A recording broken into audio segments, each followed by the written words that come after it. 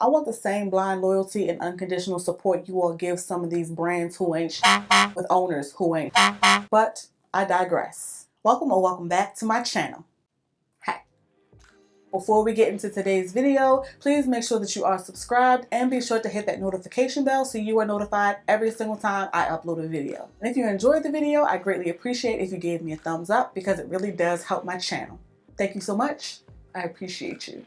At the last minute, I decided to have a more impromptu discussion about recovering my channel. I realized that I didn't want this to be scripted. I wanted it to be raw and authentic, and I wanted you all to really understand what I was going through in these moments. So we are going to get ready and create this look together today. Now, when I get ready to go places, not only am I doing my hair and my makeup, I'm also figuring out what fragrance is going to be a best fit for the occasion. If you are not new here, you already know where this is headed. Shout out to Dossier for collaborating with me on this portion of today's video. I have gotten so many DMs and comments from you all saying how you have been loving your Dossier selections, and listen, keep on keeping on, okay? If you are not familiar with Dossier, I can almost guarantee that this is your first time watching my channel. Dossier creates niche and designer inspired fragrances at a fraction of the cost. And if you are out in these perfume streets, you already know that a good high quality extrait or an EDP concentration can easily cost you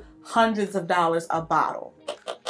Not with Dossier though. Like the box says, Dossier gives you iconic scents, designer quality, and no markups. We are out here smelling like BBLs and private jets. We are smelling like the ex-wives of athletes with no prenup. Once you place your order with Dossier, you get this cute little box, of course with the fragrance, which is a full 50 milliliter or 1.7 fluid ounce bottle. Not to mention you're getting glass packaging, cute, sleek, minimal bottle that will look good on any vanity, and a magnetic cap. Along with the fragrance, you also get a branded index card, and on the index card you actually get the inspiration behind the fragrance, the notes included in the fragrance, as well as the concentration of the fragrance. And guess what? You can try out your fragrance, completely hate it, and return it with absolutely no issue. So as you saw, one of my selections for this month was Woody Sage,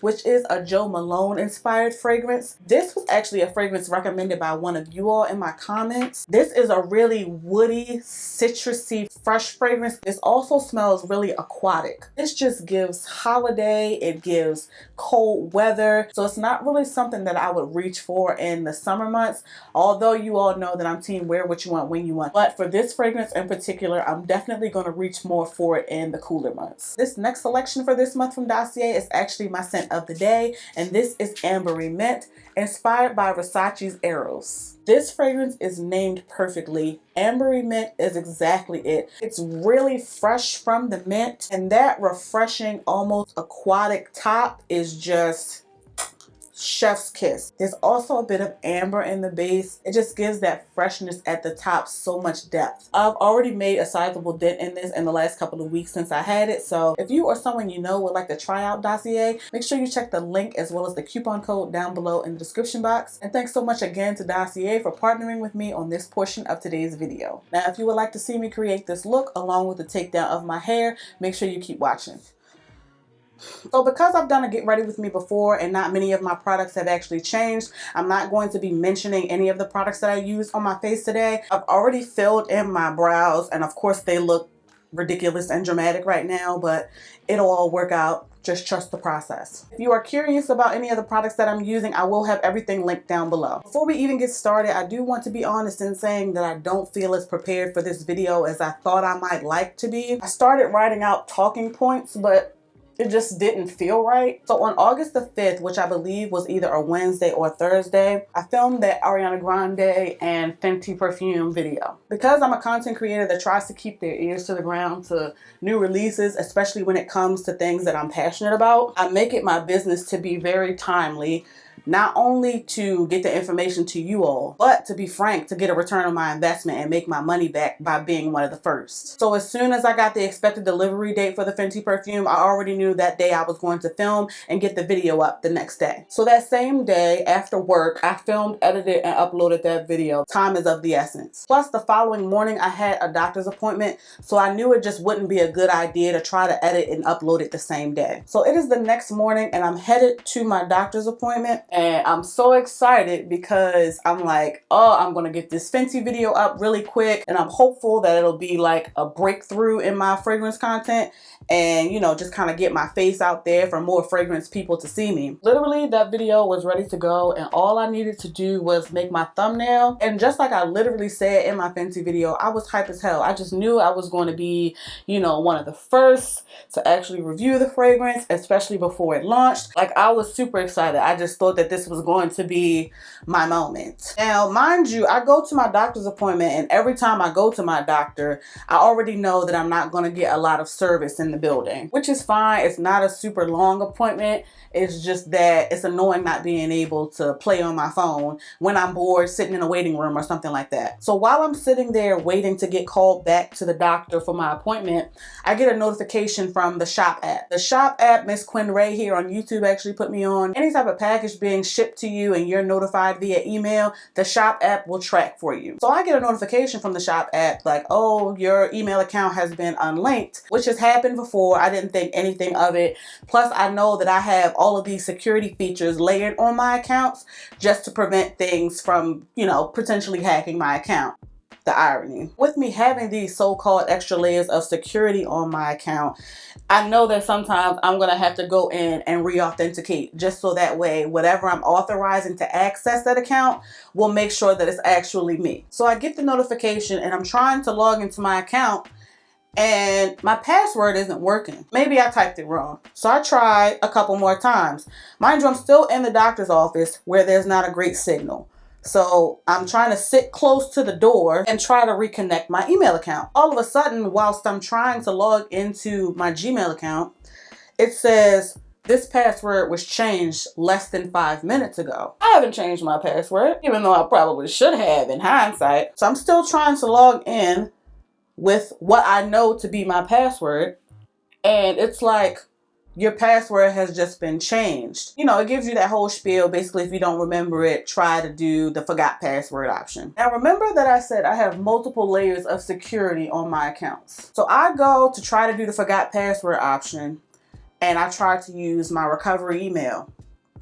It has a completely unfamiliar email address as my recovery email. Okay, let me try to do the authenticator option. It's not linked to my authenticator app anymore. Okay, let me see if I can text myself a verification code. For security purposes, Google doesn't show you the full phone number. I can only see the last 4.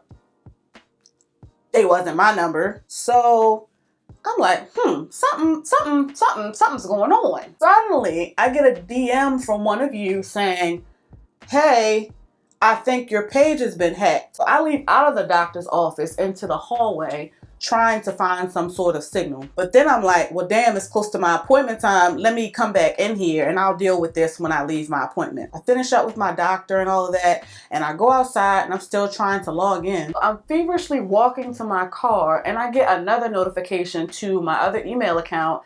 Hey, has your channel been hacked? I go and I open my YouTube app and I see this strange looking white man going on and on and on about cryptocurrency.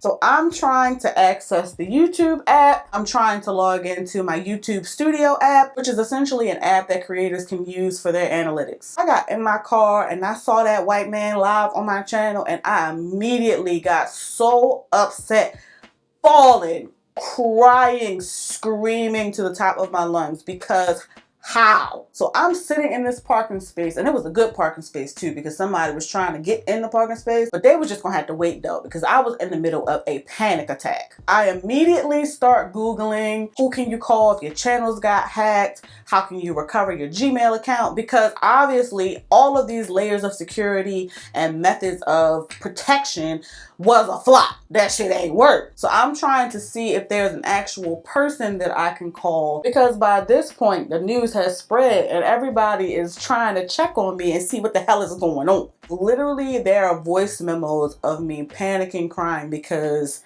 I had no idea what the hell to do. So I called the first number for Google that I can find, but apparently the number that I found was essentially like a sales department for businesses that want to be advertised via Google. I'm calling, screaming, I need somebody to help me. I can't access my account. Oh my God, somebody has changed all of my recovery and security options, and somebody needs to help me now. And I swear to God, I talked to at least 3 different representatives from Google, and literally all of them said the exact same thing. First strike was me getting hacked in the first place. Second strike was you not having somebody that was able to help me over the phone. To be honest with you, why am I emotional? To be honest with you, it was at this point where I legitimately felt like giving up. I felt like, well, it is what it is, and I'm not going to be able to start over. I wasn't willing to start over. That just wasn't an option for me, because I know how much work that I put in to this shit. This concealer cannot run. Okay, hold on. I done got myself together, I think. So, like I said, I'm going back and forth in my group chats, and you know, people are just reporting it because we don't know what else to do. I get on Instagram, I'm DMing Google directly, and I'm DMing the CEO of Google, because you know what I'm saying, why deal with people that can't help me? I'm gonna just go to the head of Google itself and figure out what the fuck to do.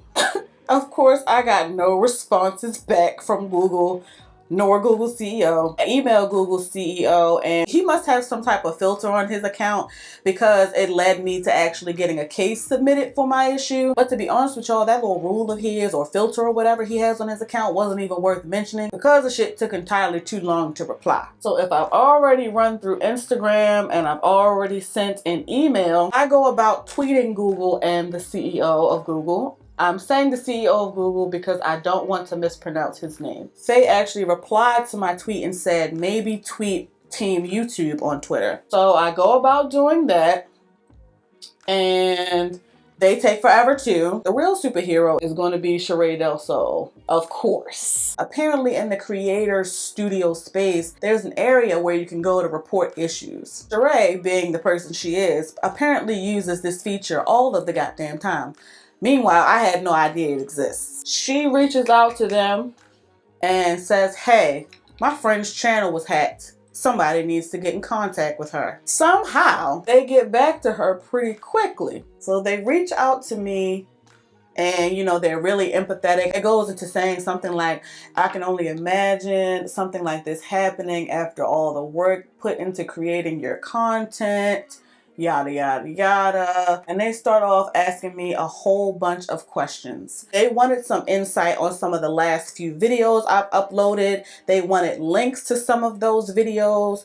They started asking me about the AdSense account that's linked to it. They asked me for an IP address. They ask you to verify banking information. They ask you if you've traveled anywhere. They'll ask you if anyone else has access to your account. So this back and forth via email with the YouTube team was going on for several days. So I'm going back and forth and I'm answering all of these questions as best as I know how, but I'm also being assertive in that I need you all to hurry up. This is interfering with my business. This is my money. And of course they come back with the typical, we understand, thank you for answering all of the questions, blah blah blah.